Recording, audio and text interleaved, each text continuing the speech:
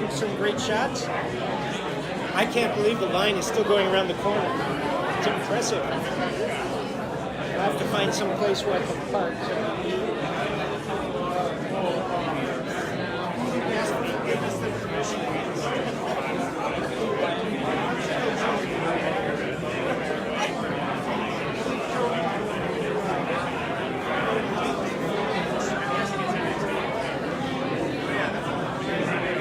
Somewhat my reputation.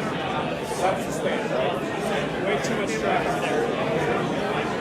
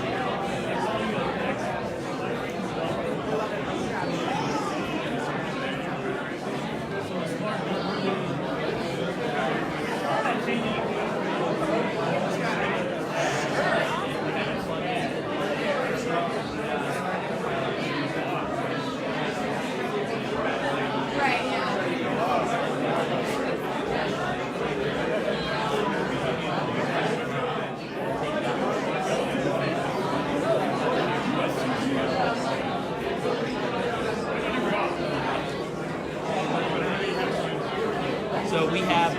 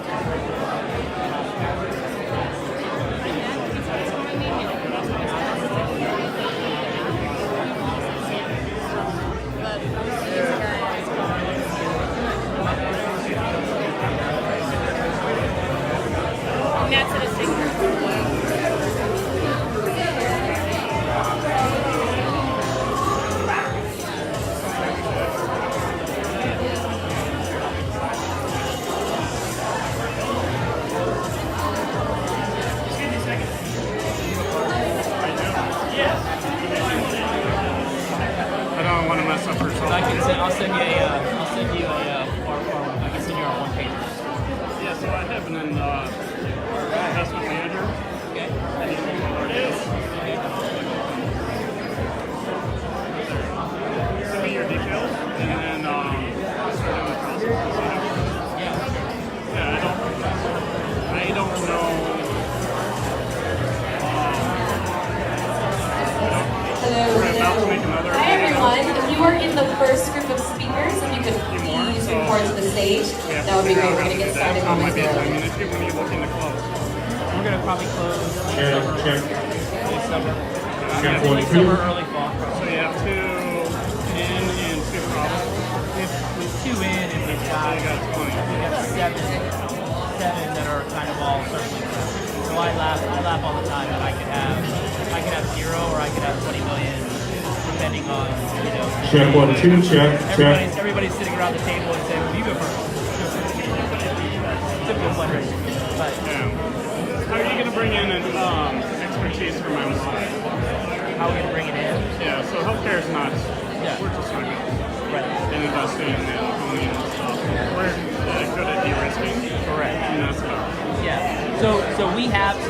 We're doing it. We have external programs. So we're leveraging again Notre Dame. We're leveraging some of the research institutes, but we also have.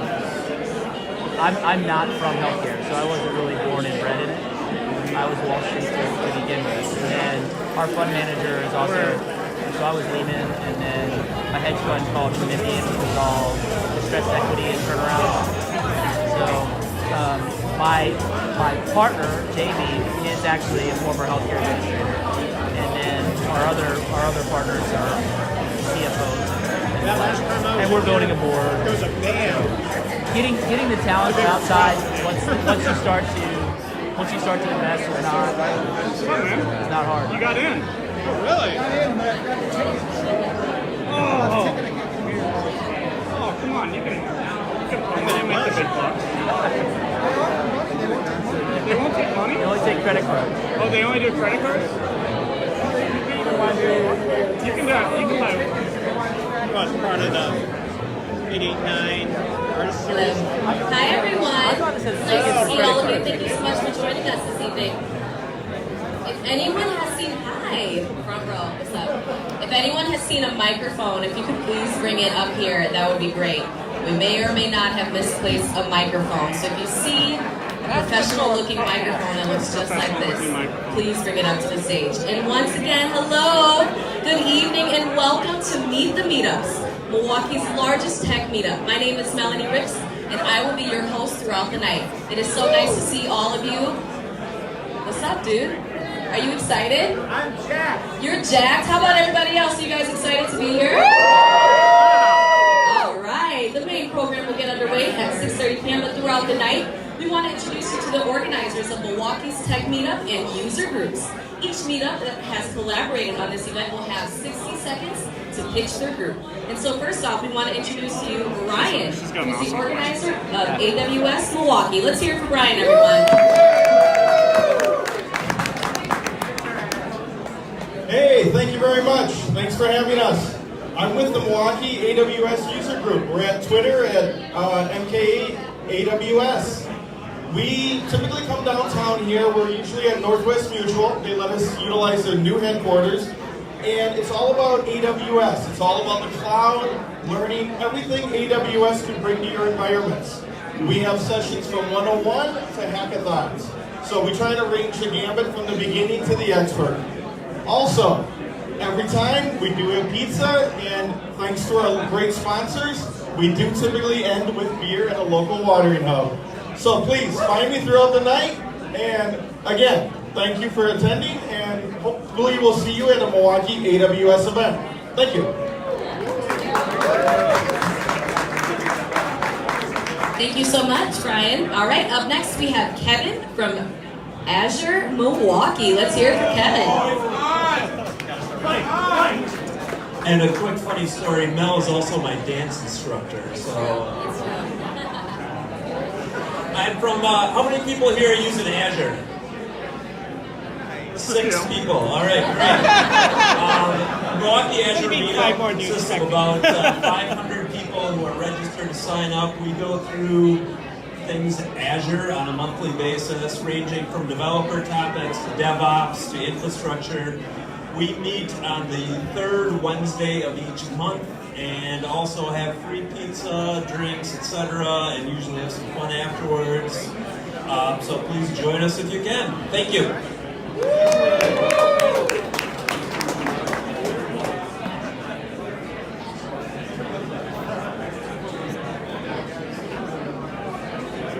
Thanks so much, Kevin. And it's true, I am his dance instructor. He's got the moves, Kevin.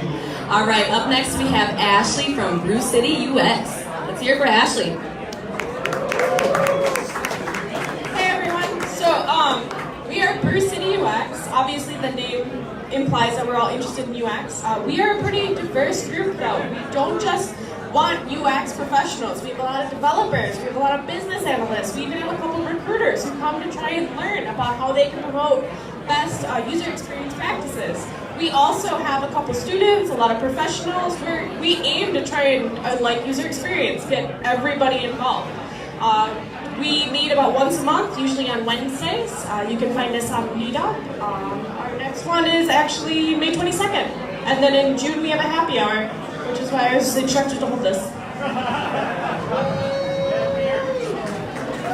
And considering your name is Brew City, I mean, that's fitting. Come on. All right, thank you so much, Ashley. Up next, we have Paul from DevCode Camp wearing a really cool t-shirt. Let's hear it for Paul. Thanks for coming. I run DevCode Camp. We are the state's only immersive software development boot camp, so we teach people how to code. But when we're not doing that, we want to be able to find people who are maybe interested in code, but are a little bit unsure of how to go about it. So we have our free workshop meetups where we entertain all sorts of different people to encourage them to become a problem solver and learn how to code. We usually have 1 or 2 of these a month. We'll cover a lot of the beginners types of things so people can understand that, hey, maybe this is something I would like to do.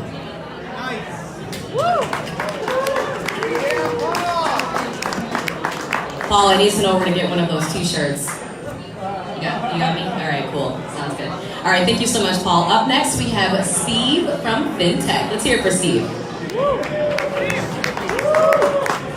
Hi, everybody. I actually don't know anything about the FinTech Wisconsin meetup. I got asked to do this about half an hour ago. FinTech Wisconsin was created to learn, explore, and share companies and entrepreneurs' ventures into the FinTech space. There are many great FinTech companies in Milwaukee, and we hope to highlight what is currently going on as well as inspire new FinTech connections and ventures. We are currently running an OCR machine learning workshop on May 23rd, which is part 2 of our part 3 series. We would also like to invite you to our next event on June 6th, where we will be hosting Shatter Your Innovation Gap through Intrapreneurship and Entrepreneurship. Check out our meetup page along with Eventbrite under Dusky. This will be a great conversation. Thank you. Thanks, Steve. All right, up next we have Megan from Big Data. Are you taking a picture? All right, up next we have Megan from Big Data. Let's hear it for Megan. Good evening, I'm Megan Shepard-Shuda. I'm one of the co-organizers of the Milwaukee Big Data and Advanced Analytics Meetup. We meet once a month on a Tuesday or Thursday. We cover a wide range of topics, big data and advanced analytics, technologies, vendor presentations, technical presentations. We want to appeal to a wide audience, and we're open to your suggestions. If there's something that you want to see related to those topics and you haven't seen it at another meetup, please shoot us a note and we will consider it. And I hope to see you there. Thanks.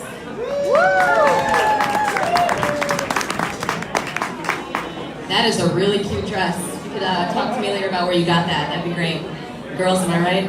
All right, up next we have Maggie from Girl Develop It. Let's hear it from Maggie.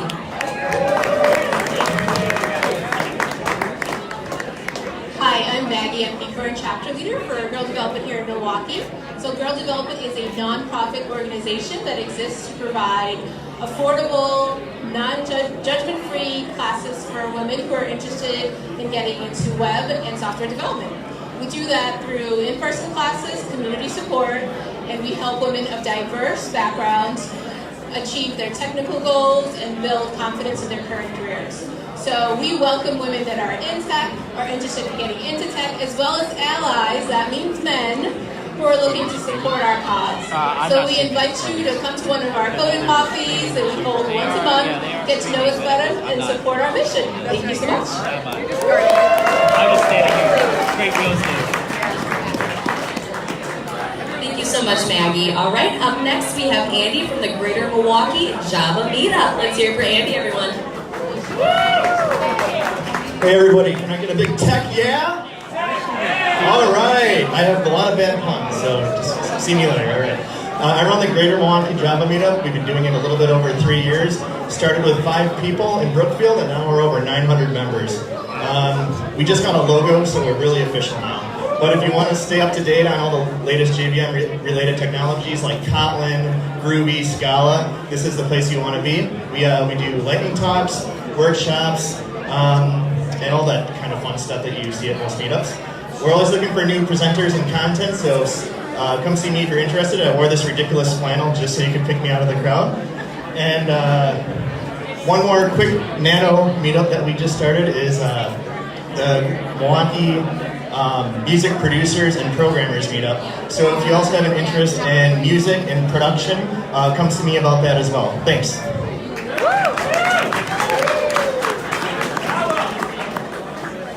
Can everyone hear me in the back of the room? Back of the room, where you at? All right, just making sure. So, thank you so much to Andy, and tonight we also want to introduce you to some of the sponsors that have made Meet the Meetups possible. Here to share more information about Delta Defense is Ray Cole, who is their CTO. Let's hear it for Ray, everyone.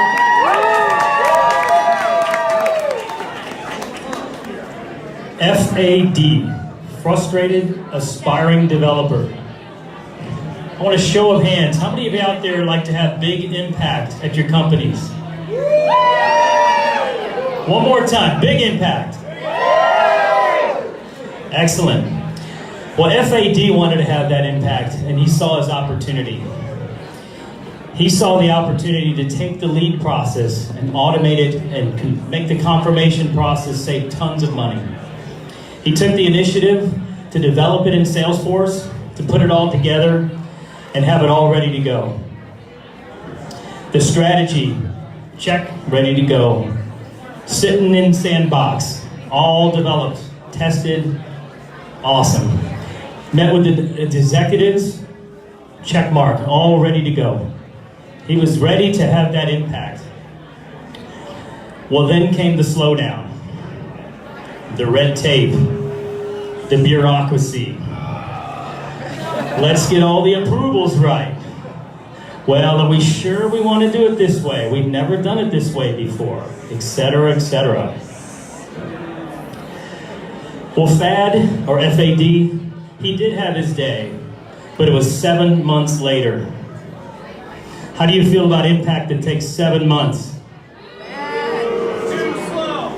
Awesome, I love it. So FAD got excited about this, so he went to his executives and he said, hey, you know, I want to get trained more, I want to learn more about Salesforce, get into the development world, actually have this impact over and over again. Well, FAD would have appreciated a straight answer. Instead, months went by, no training, no certification. Well, today, FAD works for Delta Defense. When he approached us about getting training and certifications, we said, find something out there. So he found Trailhead DX out in San Francisco. Expensive conference, great certifications directly with Salesforce. We told him, put together a small business case and be ready to present when you come back on what you learned. He's now certified. He now works with agile teams with marketing, customer support, technologists work together. No more 7 months, that's right. Big impact, big impact. Well, he also, 6 months ago, he knew nothing about Social Studio, which is part of the Salesforce Marketing Cloud. Well, today, he's our leader of that system. He had big impact, he implemented it, and we have changed the way Delta Defense handles our social communications. So, he also works today for a company that's been Inc. 5000 6 years in a row, and Milwaukee's Best Place to Work 3 years in a row. So I have a call to action to each of you. If you want to work for a company that's interested in your career, that will invest in technology to have the impact we want on our customers, and that has a culture unmatched, come talk to us. There's a bunch of us in black shirts here today. Thank you.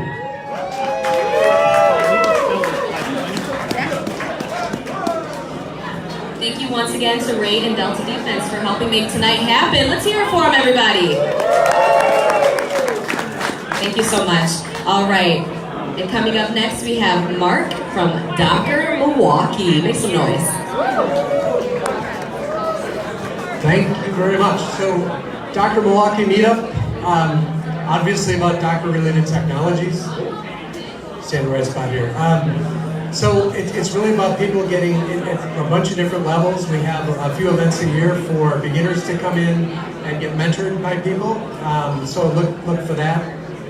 We also have more advanced topics. May 31st, we also have one coming up with .NET SolarCube, kind of a developer use case running on the Docker platform. We're sponsored by Docker, so you'll also see accredited consultants and Docker employees as well presenting. So it's a pretty good way to get hooked up with the kind of authentic Docker info in the Milwaukee market. So hope you do it. Hope you come check it out and come to the website. We're always looking for presenters and people telling their story about what they're doing with Docker. Thanks.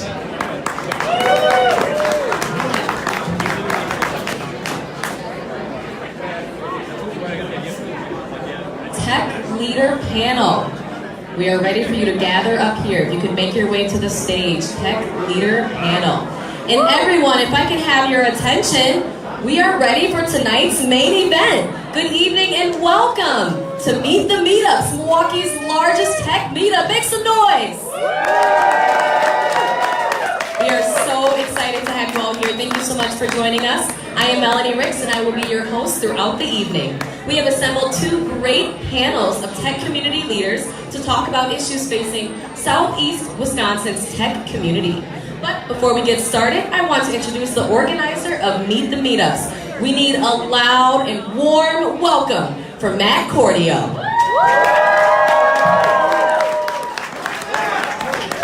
Wow. Welcome to Meet the Meetups, everyone. Is everyone excited? Yeah! Let's get fired up! So, before we get started, we've assembled two really, I think, important conversations tonight. But this event would not be possible without our sponsors, and most importantly, our meetup group organizers.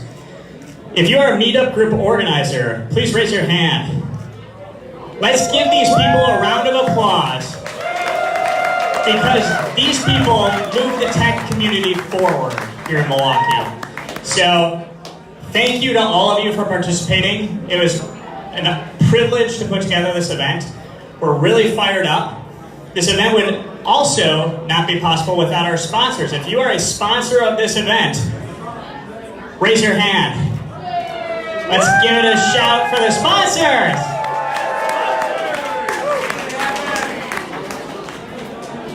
For those of you not aware, Meet the Meetups is Milwaukee's largest tech meetup. So now we can actually claim that, I think. I want to thank everyone who's come along for the journey. I guess we're going to have to do another one, and we may need a slightly larger venue. Let's wave to everyone over at the overflow room. Thank you for bearing with us. We are getting you a lot more beer and pizza, so stay tuned. Wow. Sorry. I had some prepared remarks, but I don't think I can get through them.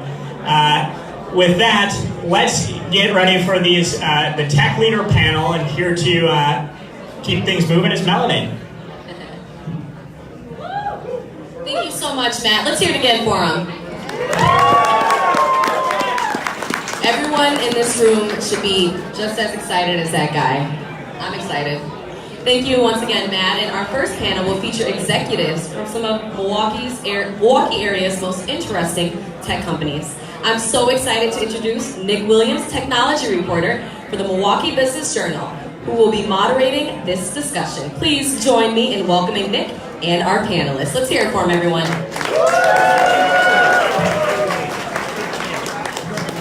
Hello there, my name is Nick Williams. I'm a reporter with the Milwaukee Business Journal. I cover tech in southeastern Wisconsin and throughout the state. So it's very important that everybody here give me their business card before they leave so I can build up my story list for the entire year. At this point, I would like to welcome all of our panelists to the stage.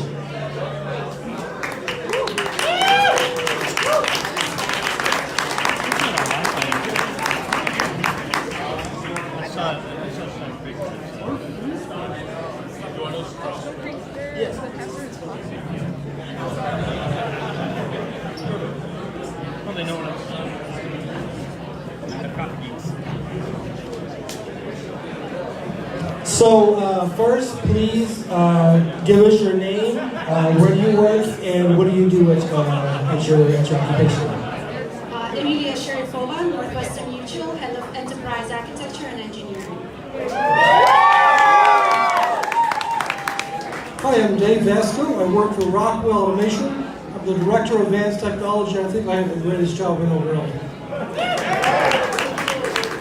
Hi everyone, my name is Vineet Sinha. I'm the Director of Engineering for the Thermostats and Sensors business at Johnson Controls.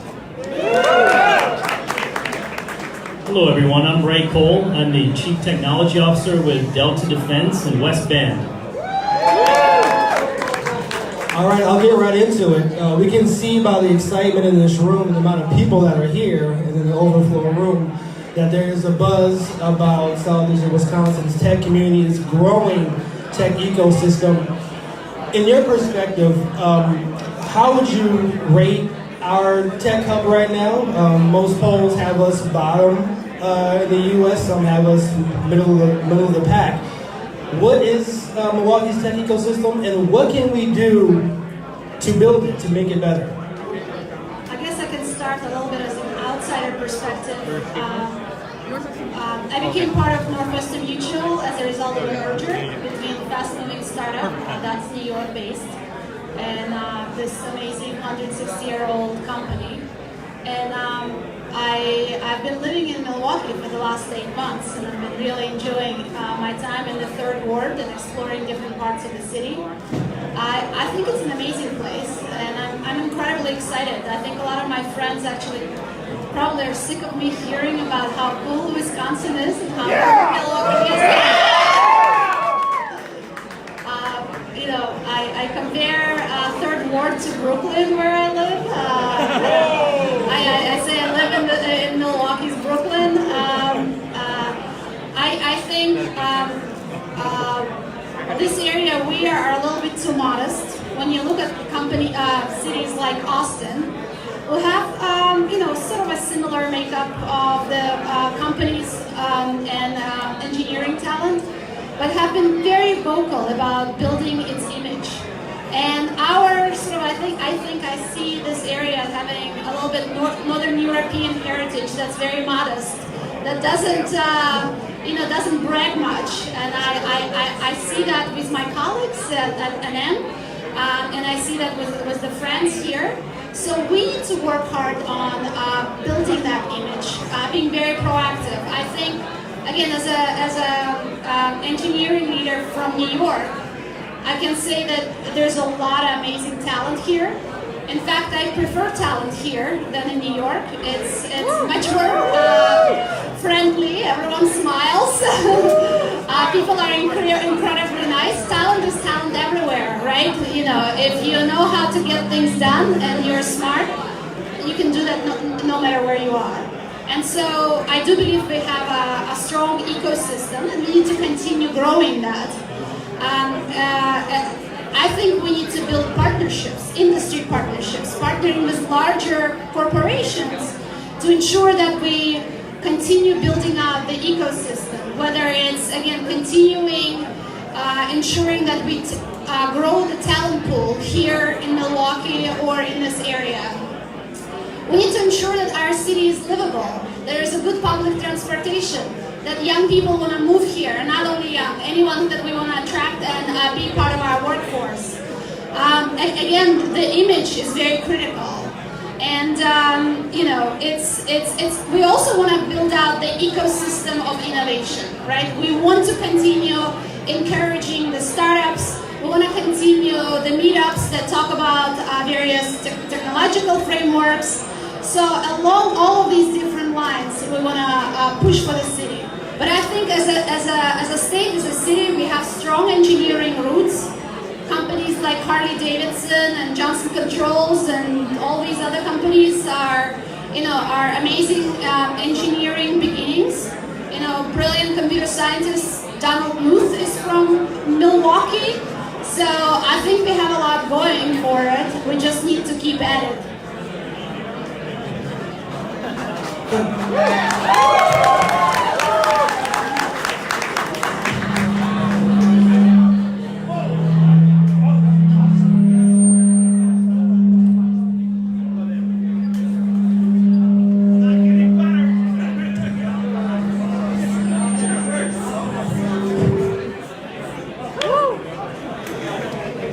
Okay. So, thank you for inviting me here. I think this is a remarkable community. I think we have to look at our strength, what we have. We have a tremendous education system. Not only universities, but the schools that are leading up to that, the two-year programs, the code development camps, really the feeder system throughout Milwaukee, really K through 12, the tech programs that are going. So I think we really a lot of talent here to draw from to form a real nice base. As far as what we need to do to make this a hub, I think it's all about the connections. And I gotta have a shout out to Matt for organizing this, but this is just the sort of thing we need to make the connections between the groups, to foster a community that can have innovation. And I think this is a great step in doing that. So I think I can give both an outside and an inside approach. I've been working with Johnson Controls remotely for about 6 years, and I've been in Milwaukee for a little more than 2 years now. I think I've seen the evolution in the past 5 or 6 years through Johnson Controls. We have made significant investments in supporting new technologies, innovations, a lot more traction around our local university partnerships, working with local sourcing companies to get the right skills, the right people on board. And I think that has really changed how we have evolved from a very engineering-centric, when I came here, I was told it's a very classic Midwest company. And I think now we are changing that perception and paradigm to say that we can work just as fast with all of the leading technology providers in the States as well as globally to build products fast and get innovations out the door. And I think in terms of what we can do more is really, I completely agree with you. There's a strong school system, strong university system, connections is important. Getting those engagements and getting people engaged on the right products, the right projects is really critical. I don't think we are at a stage where we should be dabbling with proof of concepts or writing white papers anymore. It has to be real, it has to make it to real products that have the stamp of Milwaukee on them. So I think it's a three-pronged approach. So we do have great education here. So we have to get to the students early. HR, recruiters, company executives, get to the students early, sophomore, junior year. Let them know that there is stuff to do here in Milwaukee. You don't have to leave to have a great technology career. That's step one. Step two, as we are more and more in technology, everyone in business has to learn more and more about technology. Whether you're in marketing, whether you're in customer support, whatever you do, let's go ahead and invest in our people. Let's take our people that are here locally and let's invest in them and let them learn more and more and more about technology. And then thirdly, thanks for mentioning Austin, Texas. I actually just moved from Austin, Texas 8 months ago to join this community. So we need to let people know what the cool stuff we're doing are. I mean, Delta Defense and many companies locally are doing really cool technology things. We have to get the word out and get people to move into this area that can help to keep the momentum going. Now, you all said that we need to start bragging a little bit about what we're doing, so I'm going to put you on the spot. Without giving too much away, can you tell the audience here some of the real innovative things that your company or the direct department that you oversee is working on that will be coming to market soon, or something other businesses around the globe will start using? Absolutely. There's a lot of things we're working on innovating at Northwestern Mutual. One of the things that I can point out is that we're building a planning experience for our advisors that combines the power of technology and the power of human advice to create almost like a superhuman advice, where we're creating a new category in financial security. There's a lot of white space in financial security for people throughout their life cycle. And so by leveraging the power of data and data-driven decisions and empowering our financial reps with the data ecosystem and a planning platform will allow our advisors to be that much more effective and efficient. So that's one of the things.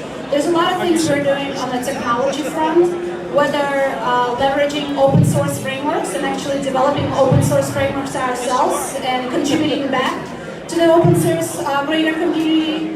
Of course, we are big users of the cloud, both AWS and Azure, and leveraging all types of automation and developer sort of productivity tools that are available in the cloud.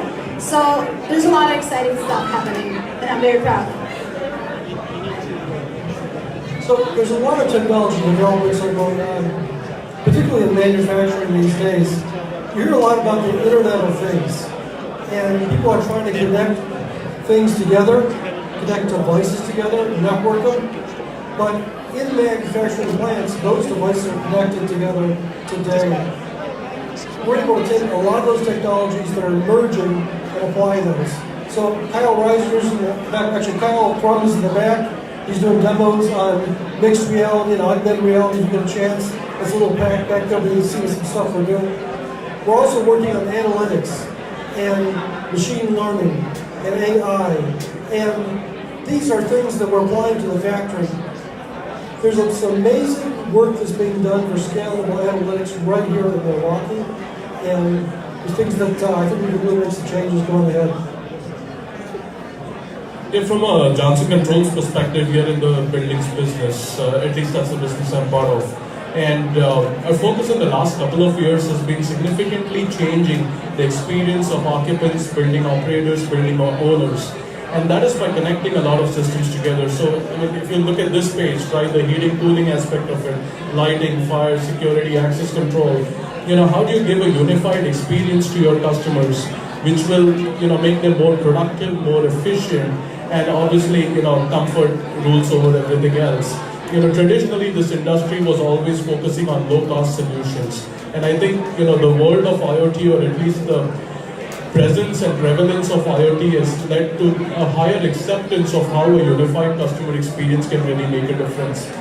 In terms of a key innovation, what I'm really proud of is the Glass Smart Thermostat. That's something we have been investing in developing for the last couple of years. We are a few weeks away from launch now. So this is something that will compete and hopefully beat the Nest and Ecobees of the world.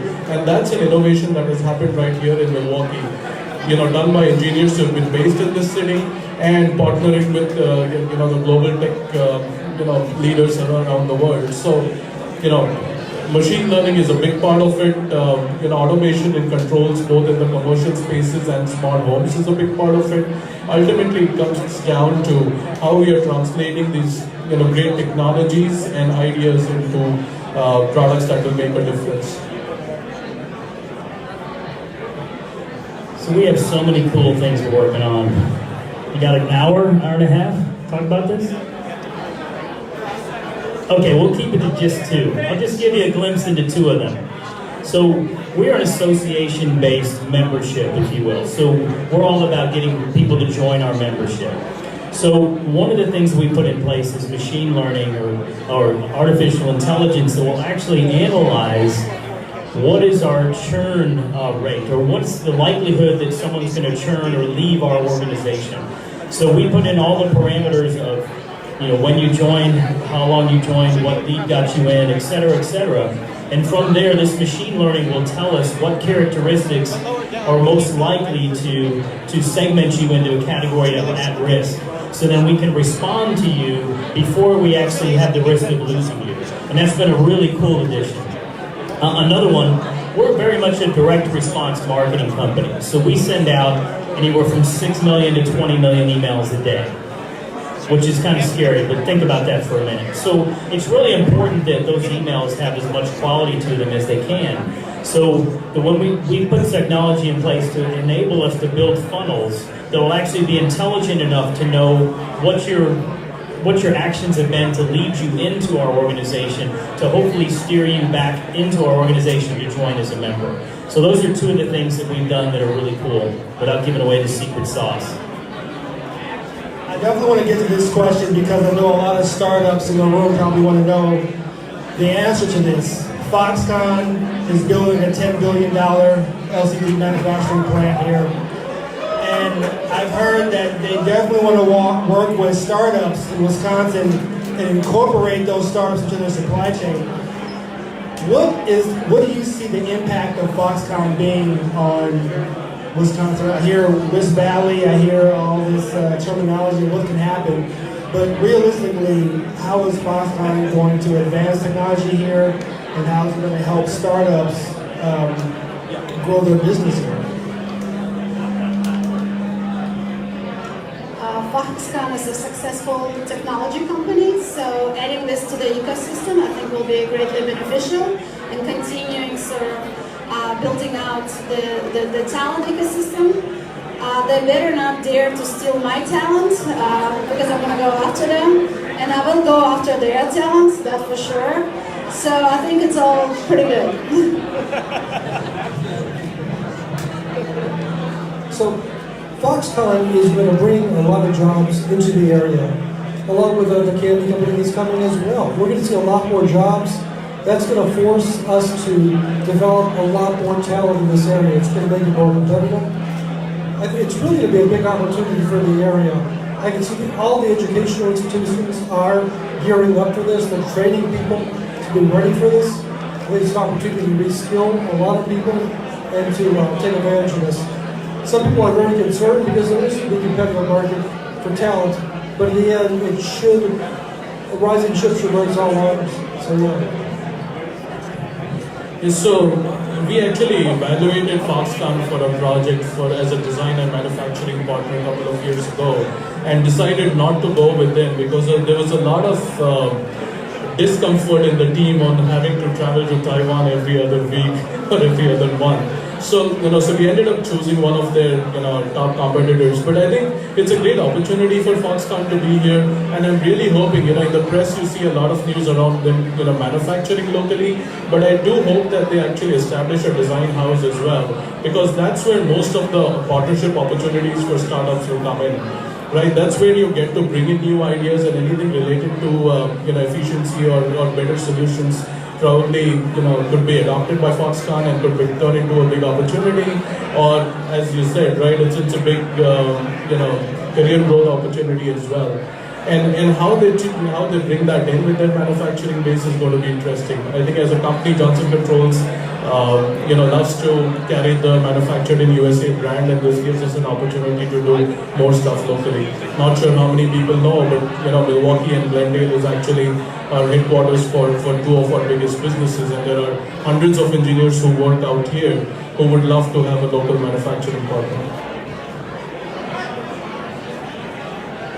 So by a show of hands, how many of you out there have been part of something great? Something really great. Let's hear it. Come on, something great. Now keep your hand up if it all started with momentum. Momentum, baby, that's what they're bringing here, right? We want more technology people coming to town, more things going on. That's what we want. And I'll take an opposite approach. We don't have non-competes at Delta Defense. I'm not the least bit worried about any of these guys out here leaving, because we have an amazing culture. And I challenge the newbies coming into town. They better have a darn good culture, or we're going to be taking their folks. I think we have time for one more question. Artificial intelligence, autonomous machinery, machine learning, it's all here now. Robots, creating robots, robot factories.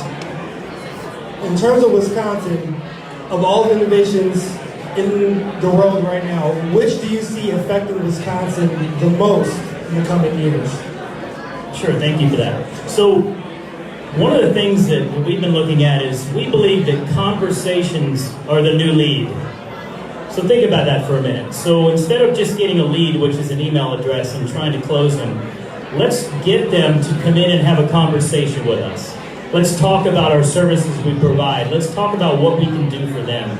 So if conversations are the new lead, to me what that means is that people who dare to invest and to have call centers and people to talk to customers, there's going to be a lot more call center attention that goes on.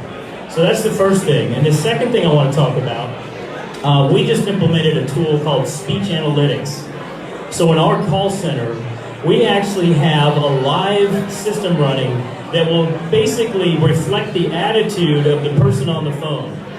So it can tell you if their attitude is bad or good or where their attitude is, and tell you how it gets swayed while the conversation is going on. So this is an outstanding tool for us to train our customer support agents and also to really understand who our customers are and what they're thinking. So from our perspective, when we think about automation and AI, we are thinking about humans in the mix. It's about augmenting your human capital that's available, whether it is for a software developer or a factory technician or for a building operator or for just as a general consumer sitting in the home. So in our perspective, AI has to make their lives better, has to help them focus their efforts on things that involve their intelligence and make things interesting rather than doing mundane tasks that could be really automated in the sense, in the back end. So that's how we are thinking about it. There are a lot of implementations that we are doing across the world for different types of buildings. One example is a new Verisys building control system, which is what we call the world's best plug-and-play control systems. You have an equipment, think of a rooftop-based air conditioning unit. You have a control interface, you plug those wires and it's ready to go, right? But to make that happen, there's a lot of data modeling, there's a lot of interfacing technology that has to work seamlessly behind it. So that for us is, the real value of automation and artificial intelligence making a play in the real world. In many ways, artificial intelligence, autonomous agents, those things aren't really new in manufacturing. I deployed our first smart manufacturing line about 20 years ago in a steel plant in Australia using autonomous agents and AI.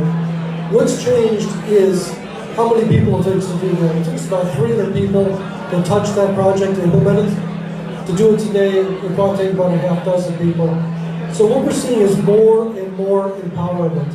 It's an opportunity for people to improve things as they go in all parts of their job, and it's a culture change. And that's the biggest change you see, is this culture change of empowerment, allowing people to really improve things every single day. I would concur about the culture change. I think the world is becoming one big electronic reality, and digitally native corporations are bending the client's expectations. Clients expect data to be there 24/7 with self-service available through any interface. Well, that changes dramatically how we manage technology, how we manage the workforce, how we build out technology platforms to support these digital experiences, right? And to support these ever-evolving expectations of our clients and our workforce. And so, how do you build the systems that are modular, that leverage best-in-class enablers? And how do you build out an engineering organization that can attract and retain the talent that can build these experiences? And this is going to affect all of us, especially as we have a lot of massive corporations that deal with legacy, and legacies are biggest Achilles heel.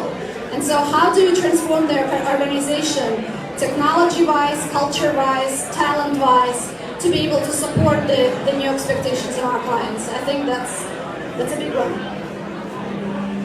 We're right up against our time, so I want to thank all of our panelists. Thank you all for listening and participating. Enjoy your evening.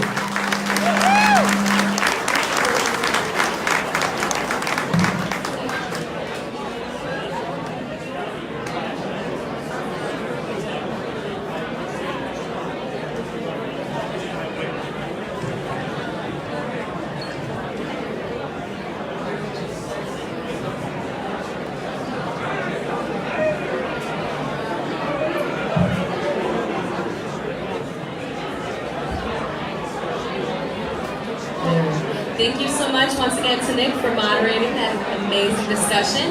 Thank you to all of our panelists.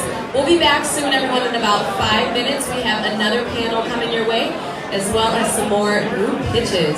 So feel free to network, socialize a little bit. We'll be back in about 5 minutes. Thank you so much once again for being here with us.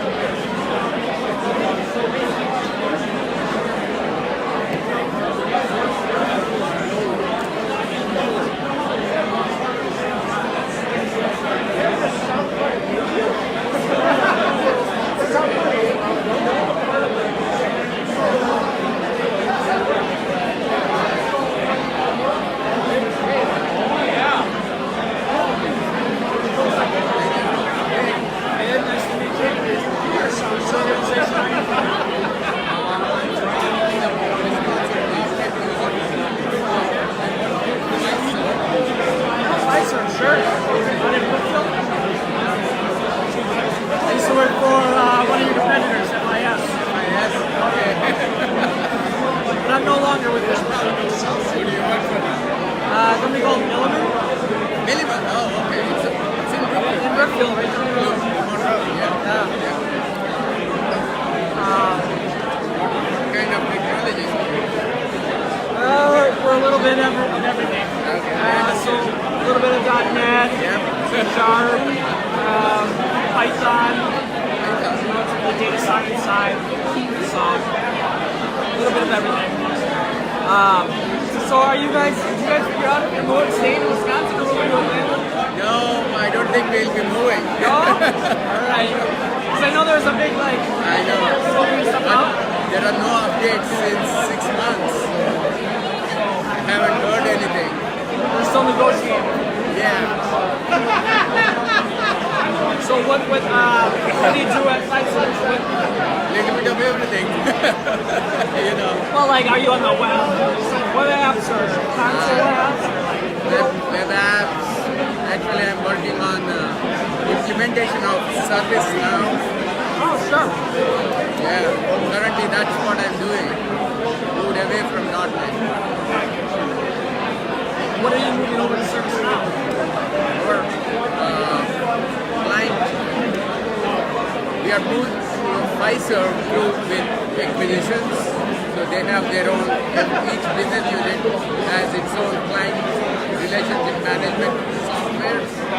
So now, Fiserv is implementing this service now to be one tool throughout the enterprise. So we are customizing the screens for each business unit. It's going to be a long project. It is. Huge. How long? We started 2 years ago and it's only half done. It's a long time. Hello. Hi, everyone. How are we all doing? Are we still having fun? I mean, there's a lot of people here. This guy's having fun. I don't know if they're having fun, though, guy. Hey, guys, are you having fun? All right, that's a lot better. Nice to see you all once again. Thank you for joining us this evening for Meet the Meetups. So just a friendly reminder to everyone, when we are here inside this building, we just want to make sure that the focus is on the panel and all of our groups that are coming up to introduce themselves and give their pitch. So if you want to network, we ask that you go out to our beautiful patio to do so, or across the street there's the 201 building, and that's kind of where the overflow is. And we just ask that when you are here in this room, you turn all of your focus up to the stage, just because some pretty important stuff going on up here, all right? Thank you guys so much, I appreciate that. And before we go to our next panel, which will focus on tech talent development programs, we want to introduce you to more Milwaukee area meetups. Up first, we have Jeremy, and Jeremy is from IoT, but not just IoT, Madison IoT. Let's hear it for Jeremy, everyone.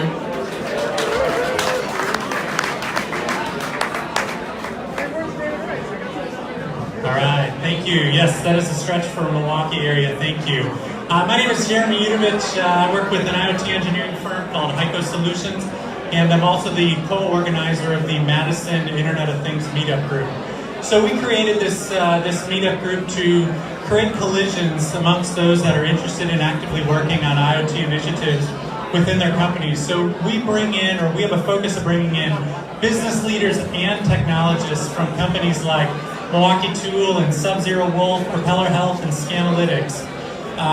The reason we want business leaders is we want to hear about the business initiative. Why did that company come up with an IoT initiative? Who funded it? Who championed it? How is it working for you? We want to hear about that side and the technology side. So we asked the technologists to keep it a little bit high level. We want to know about your product. We want to know how it works, but what we really want to know is what do you know today that you didn't know when you started the IoT journey? We know that a lot of people in our group are just beginning that adventure, and we hope they can pull some good value out and come away with some of the pitfalls to avoid. So we meet the third Thursday of every month, downtown Madison at 100 State Co-working. Our next event is this Thursday. Super interesting. The CEO of 3 Market Chip will be there. He's going to tell us about the Internet of People and why his company injected microchips in over 80% of their staff. So we'd love to hear you or see you there and hear about that adventure. Thank you. Body, man. Wow. Thank you so much, Jeremy. Hey everyone, just so that you know, we're on Facebook Live on the Exility marketing page. Make sure you guys follow them. And you can watch our Facebook Live. And if there's anyone that is not inside of the building currently, but is interested in knowing, have them follow Exility Marketing.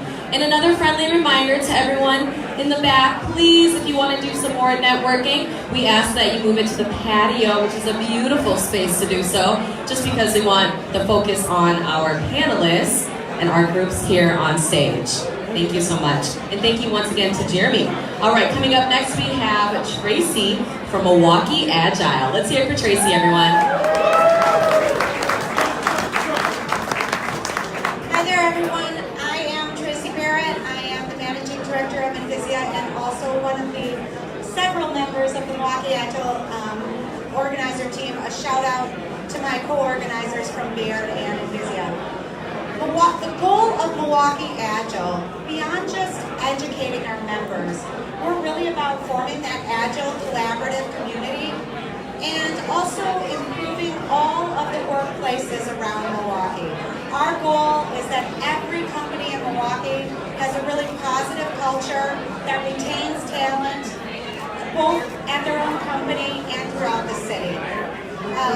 Our meetups are held on the first Tuesday of the month, typically downtown at Baird, although we do move around.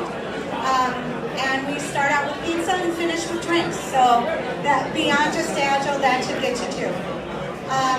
Throughout the summer, we will not be holding presentations. We will be doing outdoor, patio-friendly discussion groups where you can talk about Agile and ask your culture questions. And then in September, we'll go back to our standard monthly presentations. So thank you, everybody, and please join us at Milwaukee Agile. Thank you so much, Tracy. Up next, we have Tony from Milwaukee Journal Sentinel. Let's hear it for Tony, everyone.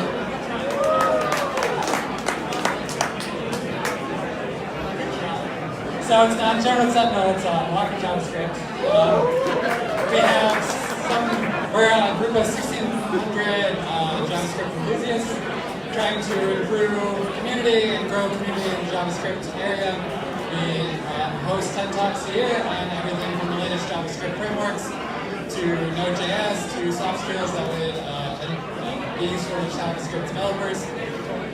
We meet on the 4th Tuesday of the month, which means we meet next week Tuesday.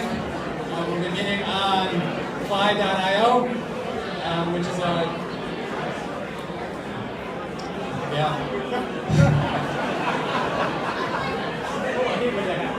right.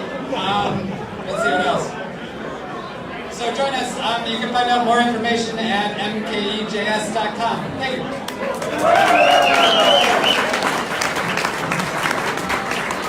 Thank you, Tony from JavaScript. Tony. All right, up next, we have Mitch from Milwaukee Machine Learning. Everybody give it up for Mitch.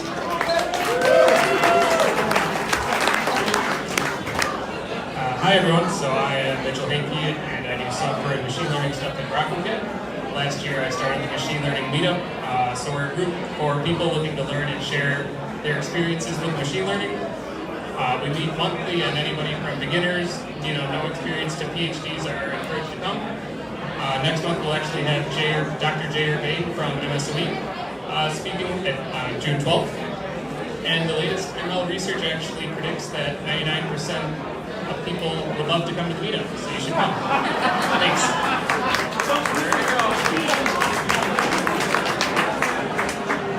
Thank you so much, Mitch. And last but certainly not least, we have Mark from Milwaukee Sitecore User Group. Let's hear it for Mark.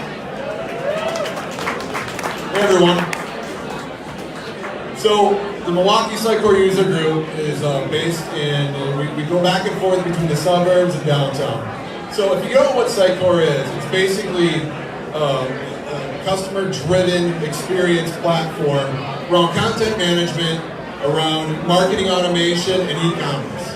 So I'm a Sitecore technology MVP. I've We're my three partners in crime. We host this once every other month, every Tuesday. And you can follow us on Twitter at NKESUG. And you can search for us on meetup.com at Milwaukee Psych.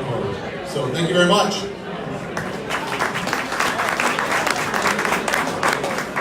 Thank you, Mark. All right, before we dive into our next panel, it's time to give away some door prizes.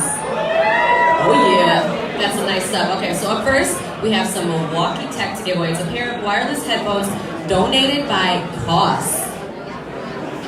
Mix it up, mix it up. Okay, I won't look.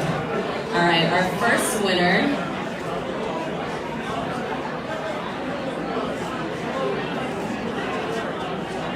We have PJ Kirkpatrick from Tara Vigils.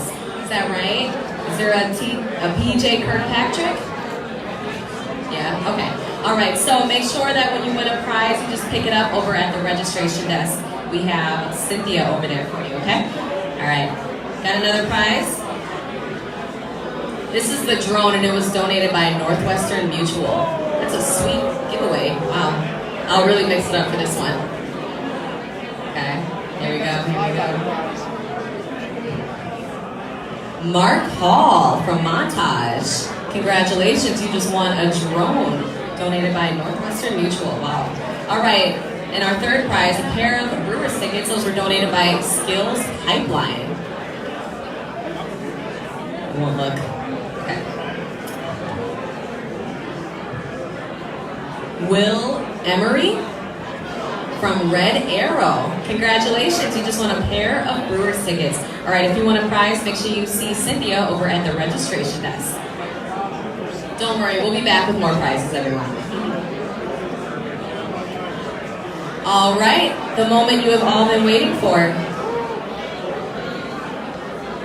And another friendly reminder to everyone, we have our panels coming up now. So if you could please, if you need to network, if you want to keep talking amongst yourselves, we ask that you step out to our beautiful patio to do so, or you can go across the street to the 201 building.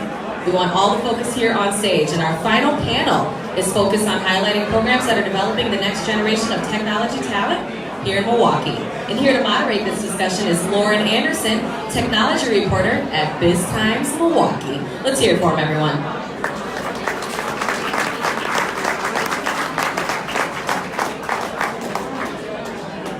If you are in the Tech Talent panel, please come to the stage.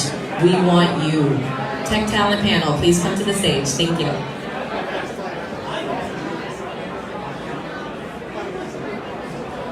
Hi everybody, my name is Lauren Anderson and I'm a reporter for BizTimes Milwaukee. I cover various industries in southeastern Wisconsin, tech included. So without further ado, I'd like to invite the Tech Talent panel to come to the stage.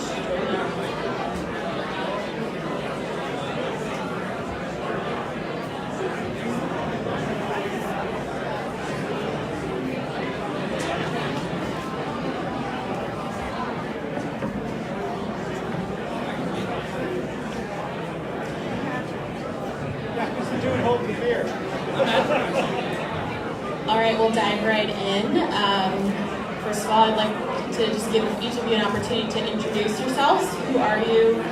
What do you do? And what's the program that you work with around tech talent development?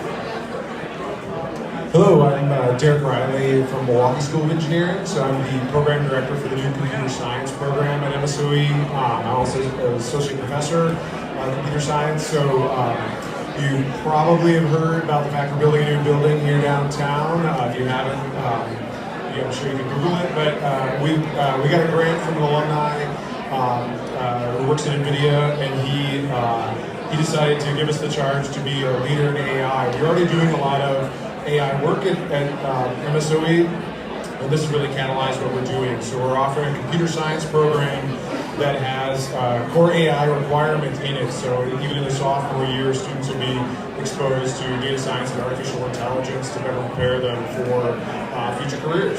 So. Hello, I'm Shannon Gupa. I'm an assistant professor of computer science at Marquette. I'm in full advertising mode today, so if you have students you want to hire, come talk to me. Or if you want to do research and collaborate with us, that's good too. I also direct data science efforts, and we have a full spectrum of programs ranging all the levels from undergraduate to PhD. So come talk to me if you want talent. Good evening, my name is Matthew Friedel. I'm a senior lecturer at the University of Wisconsin-Milwaukee in the School of Information Studies. We have graduate and undergraduate degrees in IST, Information Science and Technology. We focus on training students on full stack development, everything from databases to security to front-end or mobile application development. I'm also a co-founder of a new disruptive technologies lab, and we're focusing not only on AI, but related technologies like blockchain and Internet of Things, recognizing that a lot of these systems and topic areas are kind of related together. So. Good evening. My name is Joni Theobald. I am the Tech Hire Director for UMOS organization. We're located, right on my notes down here. We're located in Wisconsin, Minnesota, Florida, Texas, and Missouri. Our Tech Hire is a new program. We're about a year old. It's sponsored by the Department of Labor. We provide no-cost training in web and software development, AutoCAD, help desk, and we also customize our training for local employers. One of the unique things about Tech Hire is in our region, we are one of the only across the nation that have 3 Tech Hire programs, which all focus on different areas, but we also bring in $12 million to invest in tech talent here locally. So we have UMOS, which we focus on the software. We have virtual and face-to-face coursework. We provide accelerated training and a UMOS meetup. We can customize for WordPress, JavaScript, HTML, and several others. And more. We also provide advanced certifications. We have Employ Milwaukee, which provides face-to-face hardware networking, and they focus on their central. We're located on the south side of Milwaukee, and then we have WOW, which is the Waushara, Ozaki, Washington County, that focuses on medical help desk as well, medical technology. These are again free; they're no cost to provide training. And if you'd like more information, we do have a table over in the corner. And those of you who are employers, we can customize, meaning we can recruit, screen, and train potential employees, and we also support paid internships. I'm Caroline Martin. I'm the South Regional Manager for Southern Wisconsin and Microsoft Philanthropies TEALS. So there is a shortage of computer science in our high schools because there's a shortage of teachers of CS in our high schools because there's a shortage of CS teacher professional development in our high schools. So we're solving that problem by matching IT professionals like you with willing CS teachers in high schools to mentor the teachers so they can learn CS and offer CS to a whole new class of students who otherwise would not have access. We are now recruiting for fall in schools in Milwaukee, Madison, and Northeast Wisconsin. But get your application in before the end of the week for first choice of schools at TLSK12.org. We have flyers at the door if you're interested, or take a mint. My name is Tony Kamal. As you just heard, I organize the Milwaukee JavaScript Meetup. I also am a co-founder of a website called devwi.com, which scrapes meetup.com and has a calendar of all the meetup events that are in the Milwaukee area. I am also a developer and community advocate for improving the developer atmosphere in and around the Milwaukee area. Hi, my name is Sarah Dahlhausen, and I am the General Manager for IC Stars Milwaukee. IC Stars has been based out of Chicago for the past 20 years, and we have recently expanded as part of a national strategy growth to Columbus, Ohio, and now Milwaukee. We just launched our first cycle with 20 interns in April, and we offer a 4-month paid internship. It's a 4-month boot camp where young people are learning leadership and tech skills, and then we continue to support them for an additional 20 months through personal and professional development. So we're currently recruiting for cycle 2, which will take place in the fall. And we're looking for partners always to work with our interns, providing project sponsorship, mentor sponsorship, and volunteer sponsorship. We offer some very unique volunteer opportunities outside of company sponsorship that includes our high tea. So coming in and sharing your journey of success with our interns over a cup of high tea. A 1-hour commitment. You can actually sign up online on our website at milwaukee.icstars.org. And we are definitely always looking for volunteers who will help with things like virtual and mock interviews, mentoring and helping teaching coding. So we're always welcome and open to any type of volunteer opportunity that you may want to come into as well. Thank you. Okay, I've been asked to ask everybody to move up to the front as much as possible. The crowd is on stage. Okay, so our panel here. Oh, now you're so close. So our panel here represents K-12, we represent higher ed and various other programs. But I'd like to pose the question to get us started. Where does the tech talent development process begin? And Caroline, perhaps you can start us off with that. Tech talent development begins in high school. Students are going to major in CS or think about starting a business if they aren't built an interest by high school. And it's not enough for them to think tech is cool. Everyone thinks tech is cool. They need to think that they can be cool in tech. It's someone like them. This is where we need people to mentor students, especially underrepresented groups, because they don't see themselves as someone who can succeed in tech. But if you could share your pathway with them, you can show how you got there, even in a traditional way, and show how you were successful, that's what's going to inspire them and spark that interest in thinking that they can do it, and they can do it in their own way, maybe a way that has never been done before. Fantastic. Anyone else want to add on that? I would say it begins even further than that. I think that we should always encourage young people to explore tech. I have an 11-year-old son who took some great robotics classes through the Milwaukee Rec Department this past summer, learning how to code and develop movements for robots and things. So I think it's really exciting that young people nowadays have more access and opportunity to tech, and I love to see that kind of pushed through, really including areas in Milwaukee especially that don't have access to tech or Wi-Fi, laptops, digital, anything. And so really looking at, like you said, mentoring and being a resource for young people at any age, because I think my 11-year-old sometimes can use technology better than I can, and I started in tech back in the days when we were still in DOS code. So it's exciting to see how much young people can get their hands on tech, and I would definitely say developing that at such a young age will just create these new superstars in tech that are more perceptive, that are more diverse, and really helping to create diversity and inclusion in the tech industry starting at a young age. I agree with all that. Fantastic. Nothing more is needed to be said. So obviously building a pipeline of tech workers is a chief concern for everyone here. Can you explain what specific kind of tech talent is needed for Milwaukee to keep up with the 21st century economy? Well, I think there's a lot of demand for various type of tech talent. When we talk tech, there's not one specific course or training that's going to fit all needs. I think looking at asking employers where they want to be, what kind of training, what is the demand going to look like in about 5 years. And even again, our training can twist and turn within a year of what's looked at. But we also got to think about the advanced manufacturing and what are those trainings are the needs of those companies moving into more digitized type of work. So we also are looking at CNC training and how do we take and prepare the workforce into those high demand for the Milwaukee area.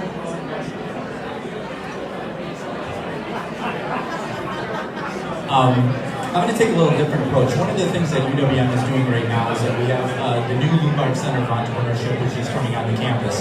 And it's really going to be student focused. And it's not only the technology piece that we're trying to teach these students, but it's also entrepreneurship, innovative design thinking, and these are skills that are going to be required now and in 25 years. And you say to yourself, you know, Matt, I'm never going to start a company, but the reality is those skill sets are needed in larger companies like Northwestern Mutual Life and Aurora because they have systems in place and it's hard to bring new products and services in. So our approach is not only about teaching machine learning or IoT or blockchain or whatever the latest relevant technology is, but also the supplemental skills that are going to make that worker invaluable to that company.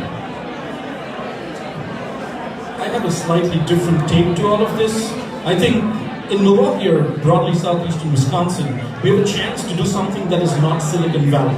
And by that, what I mean is, and I should set the context for that by saying that I have worked for 3 of the largest tech companies and most well-known tech companies in Silicon Valley. And there's nothing more anemic like seeing a bunch of tech bros apply functions from packages and build products.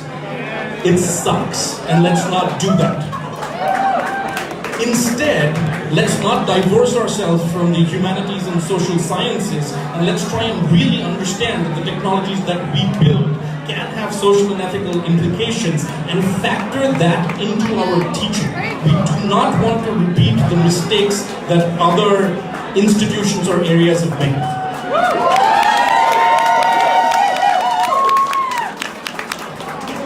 Great, I get to call that, but I do agree. I think I'll take another take as well. I think one of the challenges we have is we're preparing students at all of our institutions for jobs that don't even necessarily exist yet. So how do we do that? We have to create critical thinkers that understand technology, but are lifelong learners. I think that is at its core of what we all do up here. We have a different take on it, each of us, but I think that's the key. Is we have to be doing work that's relevant, and a lot of that has us. We have to be tied to the community.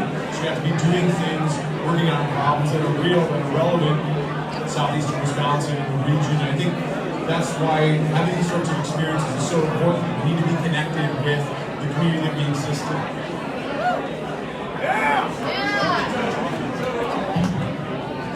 So I agree with all that. The one thing that comes to mind when we talk about talent is what we do today is not going to be at all the same thing we do tomorrow. Technology changes so fast. So what we kind of focus on in the meetup community is that continued learning, that a place where you can go and pick up that new skill or learn about that new framework or whatever. So that's why we, kind of as meetup organizers, really think what we do is helpful because we're here for that time after you get that job so you can stay relevant and you can stay current. We think one of the important ways to keep the way it's been taught relevant and current is to get people from the wild into the classroom and continually read and teach the teachers. We don't want them teaching the same thing for 20 years with the same textbook. We want them to every year reimagine what they're doing, and they're only doing do that if they have someone from the real world coming into the classroom and helping the teacher do that. Well, there's no, there are plenty of reports that show clear disparities in terms of representation of certain specific groups in the tech field, namely women and people of color. What can be done to address those disparities? Perhaps Sarah and Joni, you could speak to that first. Sure. At UMOS, we're a community agency. We focus on a broad range in the community. It's mainly job readiness, workforce readiness. But when we recruit, we're out in the community centers, we're in the high schools. We go to other organizations, neighborhoods. We look for those who are unemployed or underemployed.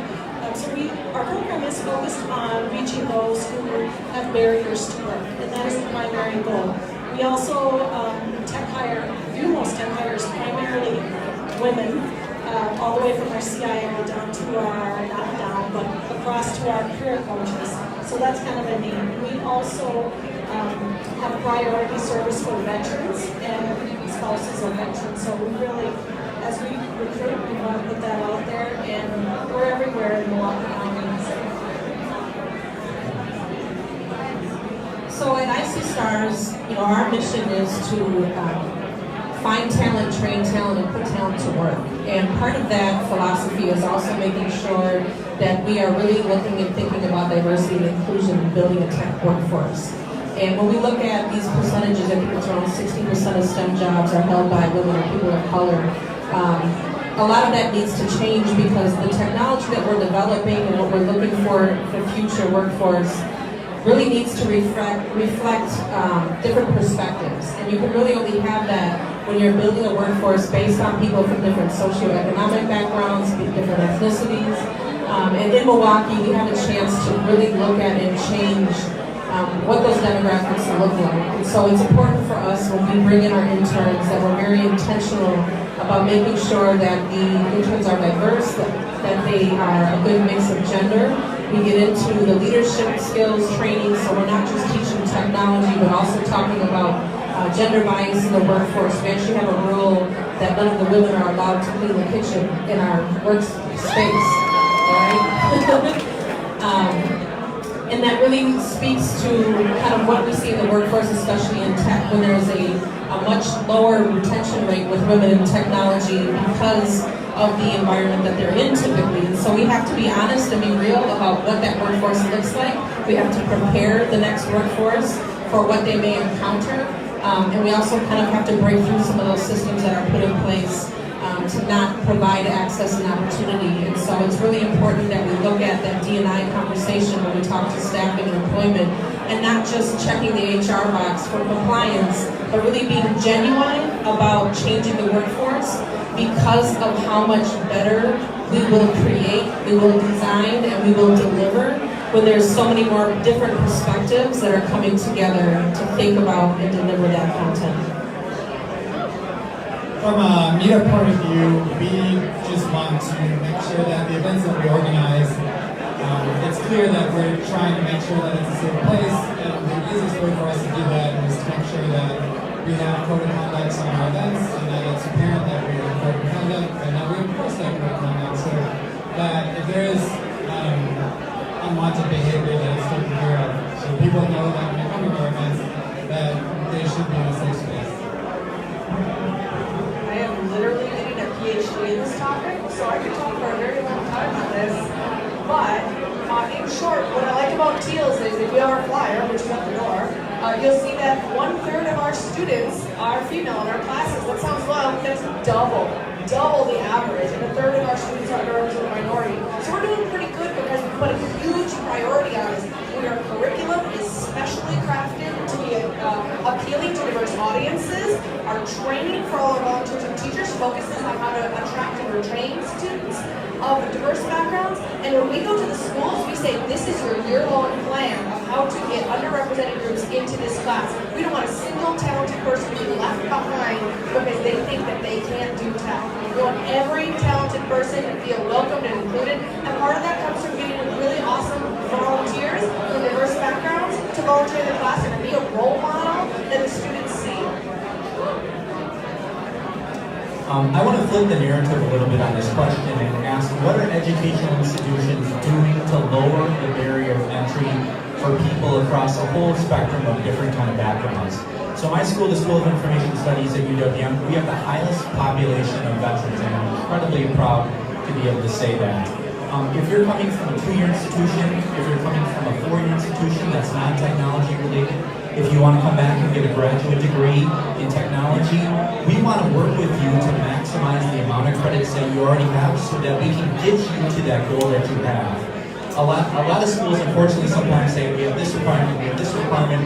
We should be working with the students to try and understand, you have some work experience, you have some credits from this institution. We want to get you to your degree goal so that you can be a productive part of whatever tech community is. So, in higher education institutions, we have 2 challenges. We have the challenge of attracting a diverse population of students. We have the challenge of retaining them. So, at the high school level, if students are getting that spark and getting interested, they have to end up in a place that they know that they can realize that goal. And so we really have to immerse them with role models. I mean, everything down to the laboratories we use, the problem sets we use, the peers that are around. It has to be an inclusive environment. The university can can embrace change at a glacial pace. And I think that's something that has to be an initiative of the university to do that. I'm proud to say we have a new administration at MSOE as of 2 years ago, and it is a priority. We have a new strategic plan. It's one of the important parts of our strategic plan, and things will be changing. MSOE is probably not historically one of the most diverse universities in this region, but this is something we see as important. We are dedicated to it. I think it's a multifaceted. There's not one thing that's going to solve this problem. Meetups are the reason that we're all here. So, we'd like to ask what role do meetups play in the tech talent development process? And Tony, you seem like a natural person to do that. Sure, so I'm going to be honest. I run a meetup for a completely selfish reason, and that is that by just being around people that I deem smarter than me makes me want to be better. So it's one of those things of, if we can build a community about growing our knowledge together, it makes us all want to pushes our collective knowledge to be better. The couple other side reasons that go along with this is I've seen a number of jobs get filled at a meetup.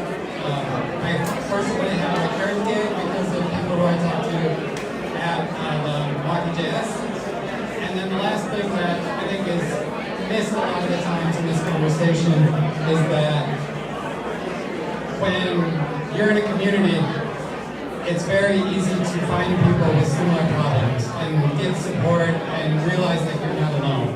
And without that community, it's really easy to feel stuck and feel stranded all by yourself with whatever problem you may be facing. So in the meetup community, we kind of help bridge that, make sure you know there's other people out there like you that may be struggling with the same problems.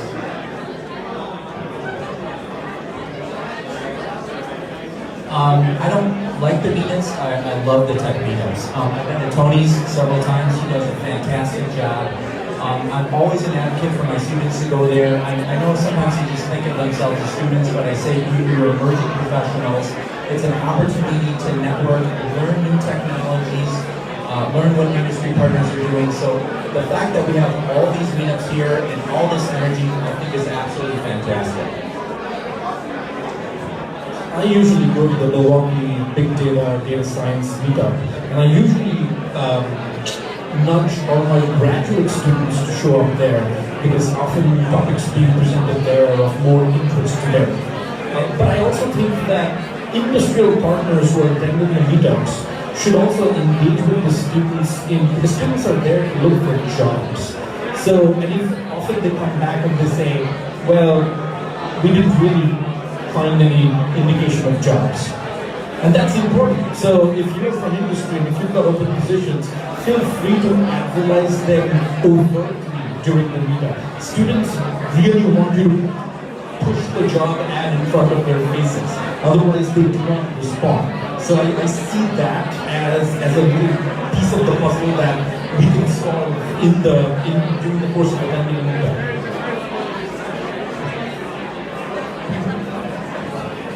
Our meetup, the UMOS Tech Hire, we've had the privilege to partner with some local companies. Northwestern Mutual has been a great partner for us on these meetups, as well as Gradient at 100 State. So our meetups are open to the community. You're able to suggest a topic. We bring in developers from different companies.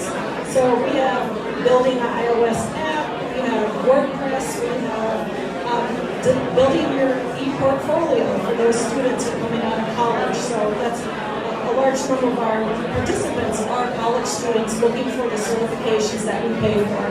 So again, we have accelerated boot camp coming up, WordPress, it's another ones this summer, and everyone's welcome to those. And you can find them on our meetup.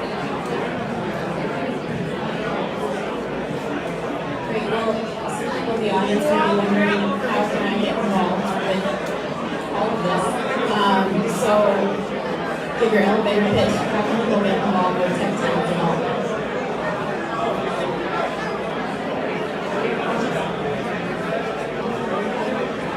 find mine, which is very easy. Go to tlsk12.org and apply to volunteer to local school. Commitments start at one time a month to 5 hours a week. It's a profound impact on your community. And then I will sit down with you and find the right school with you. It's really exciting.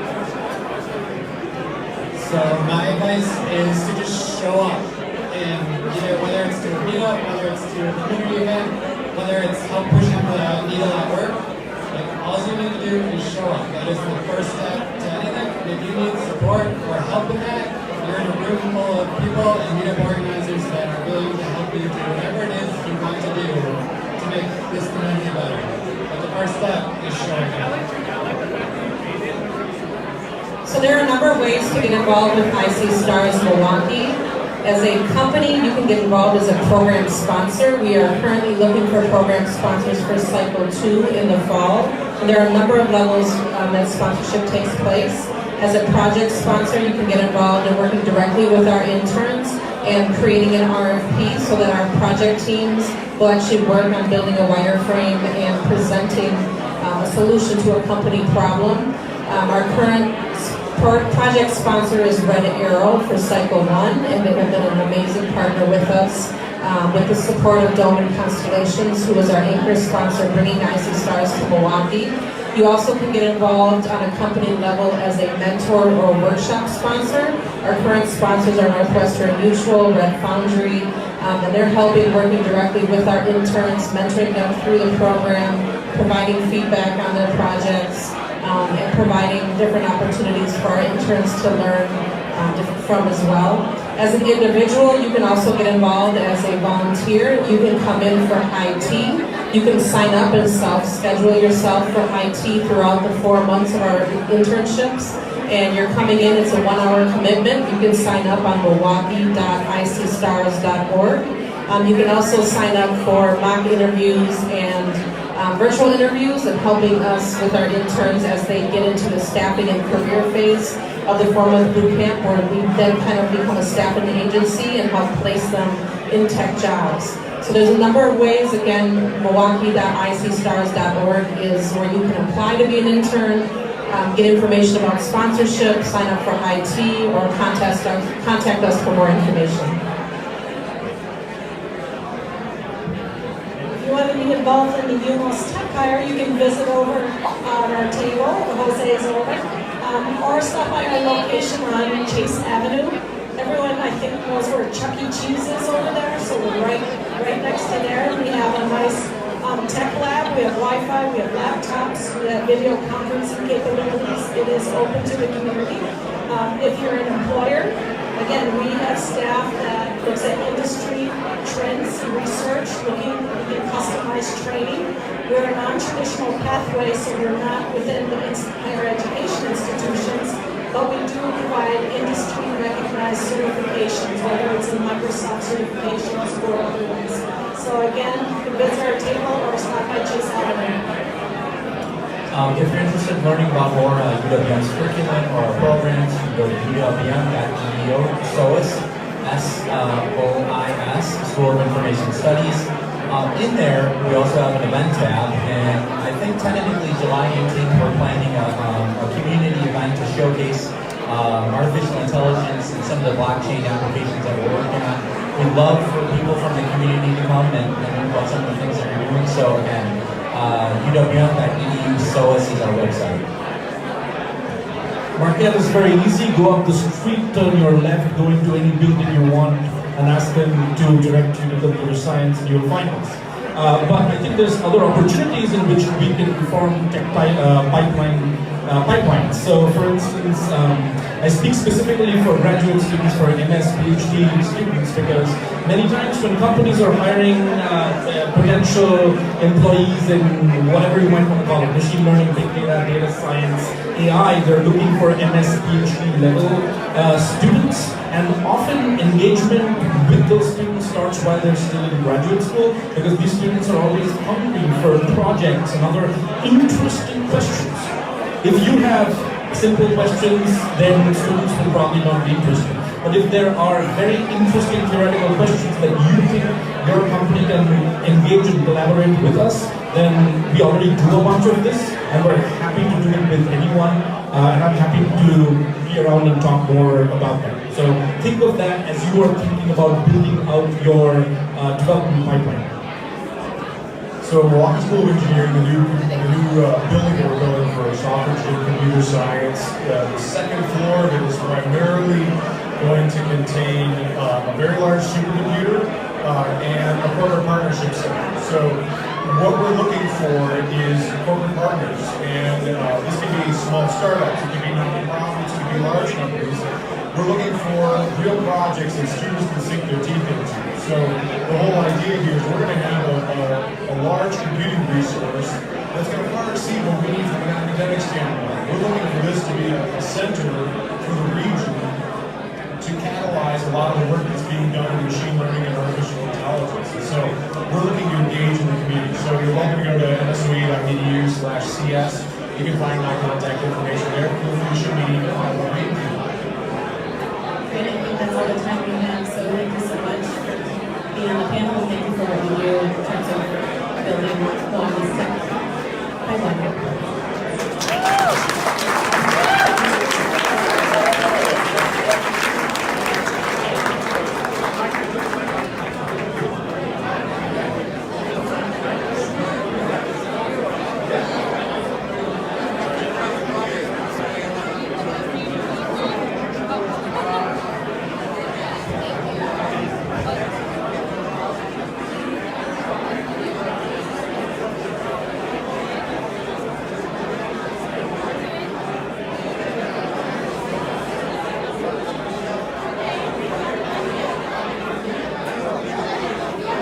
Thank you so much once again to Lauren and our amazing panelists. Can we hear it for them one more time, everyone?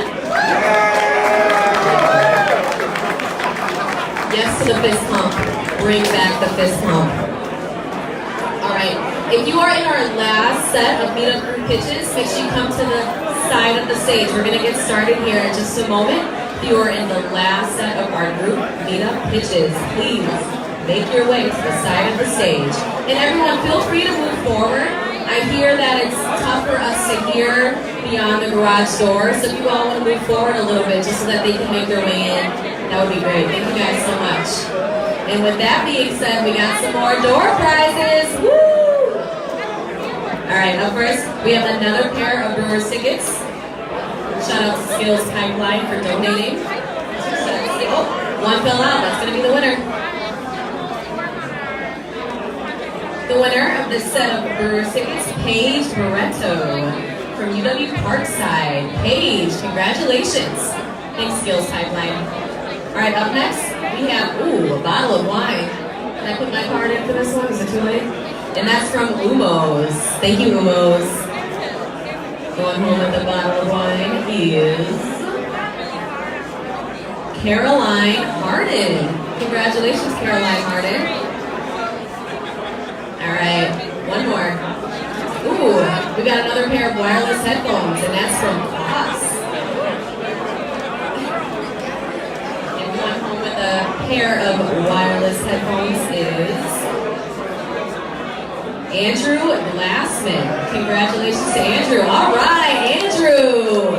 So Andrew, I love that you're coming down to the stage. What you actually want to do is go check it out at the registration desk, okay? Cynthia there will be waiting for you. Make sure you take your ID. Andrew, my guy.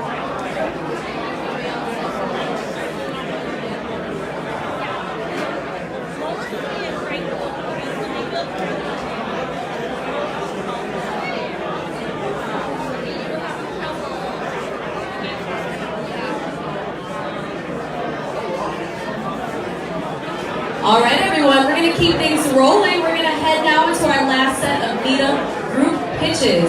Once again, if you are part of this last set and you haven't made your way to the stage, please come on over to the side of the stage.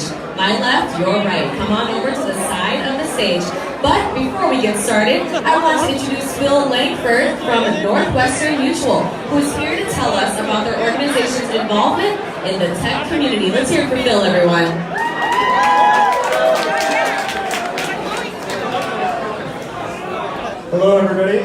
super excited to be part of Milwaukee's largest tech meetup tonight. It's good to see everybody here. For us, this is more than a sponsorship. Digital and tech is a part of everything that we do. You heard Amelia up here earlier talking about a new digital platform, a category creating financial planning experience, a client website, our mobile apps. There's a lot of really cool tech going on at that. Also, in addition, we've got our Cream City Venture Fund, our meetups, our tech events, our hackathons, really trying to get out and open our doors to the community as much as possible, and really embrace innovation inside and outside of the company. So really great to see a lot of awesome faces around here tonight. If you're interested in hearing more, come talk to me, talk to our engineers, talk to our leaders in Northwestern Maidsville. We're happy to be a part of this and happy to have you all here as well. Thank you.